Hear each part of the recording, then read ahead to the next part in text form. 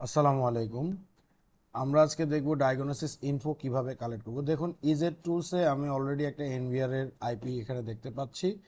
আমি ই রিমোট ওয়েবে ক্লিক করব, তাহলে অটোমেটিক্যালি আমার ব্রাউজারে চলে আসবে। ইন্টারফেসটা আসার পরে আমি যখন এখানে অ্যাডমিনে ক্লিক করব তখন অটোমেটিক পাসওয়ার্ড নিয়ে নেবে। আমি ওকে করব। জাস্ট আমার এই ক্যামেরার ভিউটা দেখা যাচ্ছে। সো আমি কি করব, সেটআপে যাব, মেইনটেনেন্সে যাব, যাওয়ার পরে আবার মেনটেনেন্সে যাব। যাওয়ার পরে ওপরে দেখুন মেনটেনেন্স ডায়াগনোসিস ইনফো।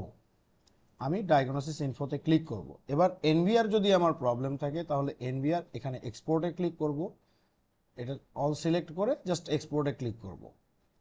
আর যদি আমার কোনো ক্যামেরা নিয়ে কমপ্লেইন থাকে D1 D2 বা D3, এই মুহূর্তে আমার একটি ক্যামেরা যেহেতু লাগানো আছে D1, সো সেক্ষেত্রে D1 এর কনফিগারেশনটা ডায়াগনোসিস ইনফোটা আমি এখানে এক্সপোর্ট করে নিতে পারবো।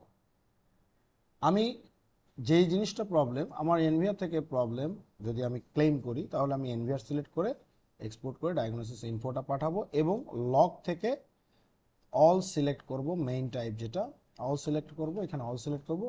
একটা সম্ভাব্য তারিখ দেব যে আমি 5 দিন আগে থেকে বা 7 দিন আগে থেকে প্রবলেমটা পাচ্ছি, সো আমি এরকম তারিখ দিয়ে ওকে করে সার্চ করব, তারপরে এক্সপোর্ট করব। এই দুইটি ফাইলই মূলত আমরা ডায়াগনোসিস ইনফো এবং লগ পাঠায় দিব, এবং পাঠানোর পরে সেখান থেকে রেজাল্টটা আমরা এক্সপেক্ট করব। Thank you very much. আসসালামু আলাইকুম।